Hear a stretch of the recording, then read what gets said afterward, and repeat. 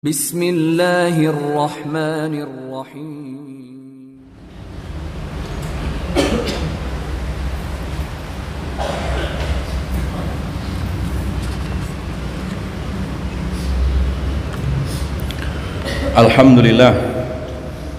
Alhamdulillahilladzi hassa ibadahu ala i'tisami bil kitabi was sunnati wal ijtihadi fi tahqiqi siyasati syar'iyyah.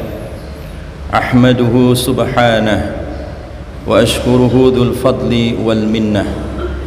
Asyhadu an la ilaha illallah wahdahu la syarika lah, wa asyhadu anna Muhammadan abduhu wa rasuluh alladzi la nabiyya wa la rasula ba'dah. Allahumma salli wa sallim wa barik ala nabiyyina Muhammadin wa ala alihi tahirin tayyibin wa ashabihi ajmain wa man sara ala najihim ila yaumiddin. Faqala ta'ala fi kitabil karim, a'udzu billahi minasy syaithanir rajim, bismillahirrahmanirrahim. Ya ayyuhalladzina amanu taqullaha wal tanzur nafsum ma qaddamat lighad wattaqullaha innallaha khabirum bima ta'malun. Kaum muslimin sidang Jumat yang dirahmati Allah Subhanahu wa taala, marilah kita senantiasa menguatkan kualitas ketakwaan kita kepada Allah Subhanahu wa taala. Semakin kuat takwa kita, maka semakin kuat kehidupan kita. Semakin hebat ketakwaan kita, semakin hebat pula keimanan kita kepada Allah Subhanahu wa taala. Karena takwa ini adalah pilar tertinggi yang harus dimiliki oleh setiap mukmin dan bekal terbaik yang kelak akan dibawa oleh setiap mukmin. Wa tazawwadu fa inna khairaz zati taqwa. Berbekallah karena sebaik-baiknya bekal adalah ketakwaan. Kaum muslimin sidang Jumat yang dirahmati oleh Allah Subhanahu wa taala, salah satu kewajiban kita umat Islam adalah menyiapkan dan memilih pemimpin yang adil. Karena Allah jadikan pemimpin itu salah satu tugasnya adalah menyempurnakan agama Allah di muka bumi ini. Tidak mungkin syariat itu sempurna tanpa adanya pemimpin yang adil. Maka Nabi SAW bersabda, As-Sultan Zillatullahi fil ardi. Pemimpin itu adalah payungnya Allah di muka bumi ini. Karena pemimpin adalah pengayom bagi makhluknya Allah yang ada di muka bumi ini. Pemimpin adalah orang yang di tangannya ada maslahah keumatan, maslahat agama, sehingga Allah memerintahkan supaya kita menyiapkan dan memilih pemimpin yang adil. Innallaha ya'muru bil adli wal ihsan. Sesungguhnya Allah memerintahkan supaya menegakkan keadilan dan keihsanan. Sehingga di sini Nabi SAW bersabda, khiyaru a'immatikum alladzina tuhibbunahum wa yuhibbunakum. Sebaik-baiknya pemimpin kalian adalah kalian mencintai mereka. Wa yuhibbunakum, dan pemimpin juga mencintai kalian. Jadi ada timbal balik. Rakyat mencintai pemimpinnya, pemimpin juga mencintai rakyatnya. Wa tusalluna alaihim, dan kalian mendoakan alaihim, atas mereka para pemimpin. Jadi salah satu ciri pemimpin yang adil itu didoakan oleh rakyatnya. Wa yusalluna alaikum, dan para pemimpin mereka mendoakan kalian. Inilah yang disebut oleh Nabi SAW khiyaru a'immatikum, sebaik-baiknya pemimpin kalian. Jadi kata kuncinya adalah al-adalah, orang yang punya integritas keadilan. Oleh karena itu para ulama, tidak mungkin orang akan berbuat adil atau menegakkan keadilan kalau dia tidak punya sifat al-adalah. tidak mendarah daging keadilan di dalam dirinya. Nah, ciri khas orang yang memiliki sifat adalah yang di tangannya dia bakal menegakkan keadilan itu rukunnya 5. Ini disebutkan dalam kitab-kitab fikih, disebutkan dalam kitab-kitab tafsir maupun di dalam kitab-kitab hadis. Pilar keadilan itu 5. Seorang disebut adil kalau dia punya 5 sifat ini. Yang pertama, al-Islam, dia harus muslim. Karena orang kafir tidak mungkin menegakkan keadilan. Bagaimana dia bisa menegakkan keadilan? Dianya sendiri menolak hukumnya Allah, berpaling dari syariatnya Allah, berpaling dari aturan-aturan Allah. Maka ditegaskan oleh Allah, walladzina kafaru amma unziru mu'ridun. Orang-orang kafir itu dari apa yang mereka diserukan oleh Allah, mereka berpaling.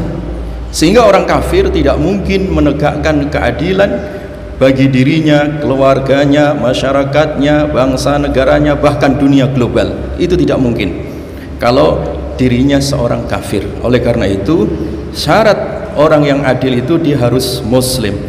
Tidak sekedar muslim, dia harus punya paradigma Islam, punya Islamic worldview.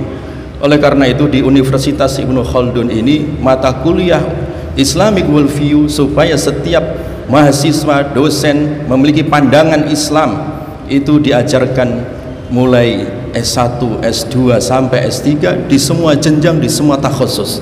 Kenapa? Karena kampus adalah tempat untuk menggodok dan mendidik pemimpin. Yang kedua, syarat ataupun pilar orang disebut adil kalau dia balik, ya, kalau dia balik. Karena kalau masih anak-anak belum sampai usia balik, dia statusnya belum mukallaf, belum siap untuk dibebani amanah. Bagaimana anak kecil diserahi amanah? Bagaimana anak yang belum balik diserahi kepemimpinan? Maka tidak sah. Oleh karena itu, syarat kepemimpinan supaya menjadi pemimpin yang adil, dia harus mukallaf, dia harus balik. Karena balik ini tanda dia siap menerima amanah. Yang ketiga, syarat orang disebut adil itu adalah al-aqlu, punya intelektualitas yang tinggi, akalnya sehat, pikirannya sehat. Apalagi kalau dia seorang pemimpin bangsa, kalau pikirannya, akalannya tidak sehat, bagaimana kebijakannya sehat? Oleh karena itu, intelektualitas ini menjadi prasyarat tegaknya sebuah keadilan. Kenapa? Karena Nabi SAW bersabda, salah satu pilar seorang pemimpin itu dia harus mujtahid, harus punya kemampuan intelektualitas yang tinggi, mampu berijtihad, mampu melihat mana yang hak, mana yang batil. Idza ijtahada hakim fa asaba falahu ajran.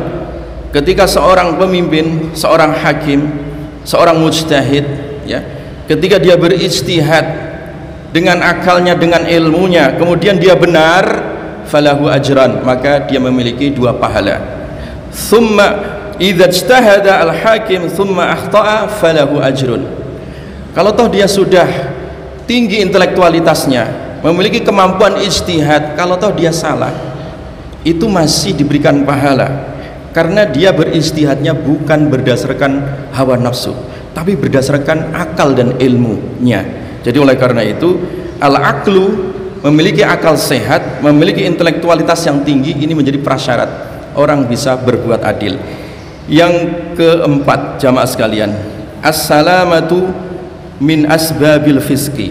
Seorang bisa disebut adil itu kalau di dalam dirinya dia selamat dari segala hal yang menyebabkan dia jatuh ke dalam kefasikan. Fasik itu artinya secara bahasa al-khuruj anita'ah, keluar dari ketaatan, menyimpang, keluar dari garis rel ketaatan. Itu fasik. Nah, secara istilah artinya orang yang fasik itu orang yang melakukan dosa-dosa besar, irtikabul kabair, melakukan dosa-dosa besar, hobi melakukan dosa-dosa besar, durhaka sama orang tuanya, hobi zina, mabuk dan seterusnya, korupsi dan seterusnya, itu dosa-dosa besar. Atau dia melakukan dosa kecil tetapi berkesinambungan, itu fasik. Jadi fasik rumusnya cuma 2, irtikabul kabair wa israrus saghair. Jadi dia melakukan dosa-dosa besar atau dia melakukan dosa-dosa kecil tetapi berkesinambungan terus, dia nggak taubat, tidak kapok, tidak berhenti, tidak istighfar, ya, walaupun kelihatannya kecil dosanya, sepele, tapi kalau terus dilakukan secara kontinu dia akan menjadi dosa besar, makanya dia disebut fasik. Nah, orang fasik itu tidak mungkin menegakkan keadilan, karena syarat keempat menjadi orang yang adil, menjadi pemimpin yang adil, dia harus menjauhi segala kefasikan. Dan yang terakhir, kaum muslimin sidang Jumat yang dirahmati oleh Allah Subhanahu wa taala, yang terakhir disebut orang yang adil itu adalah salamatul muru'ah, selamat muru'ahnya. Apa itu muru'ah? Muru'ah itu diterjemah dalam bahasa Indonesia namanya punya marwah diri. Dalam bahasa syariatnya, muru'ah itu artinya perpaduan, dia menjaga adab-adab syar'i dan juga menjaga adab-adab urfi.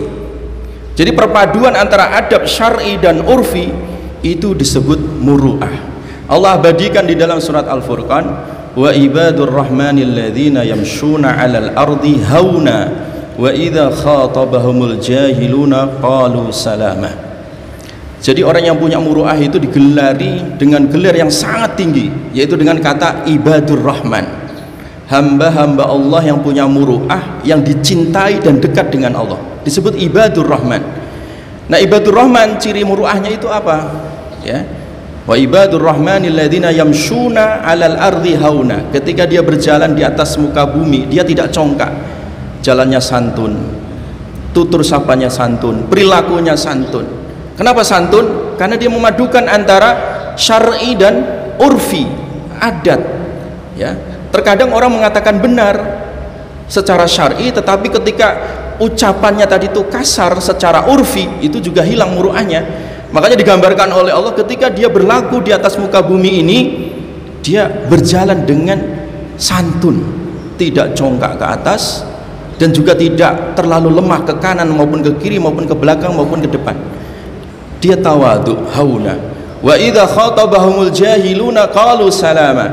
Dan ketika dia berinteraksi dengan orang-orang jahil, orang-orang awam, orang-orang yang tidak punya ilmu, qalu salama, mereka mengucapkan dengan kata-kata yang selamat, bukan dengan bahasa-bahasa nyinyir, bukan bahasa-bahasa kasar. Karena orang yang berilmu ketika dia debat dengan orang bodoh, kemudian mengikuti gaya kebodohan mereka, sesungguhnya dia adalah orang bodoh, bukan seorang intelektual. Orang intelektual itu adalah bagaimana merespon kebodohan dengan ilmu, bukan kebodohan dibalas dengan kebodohan. Nah, inilah yang harus dimiliki, muru'ah namanya.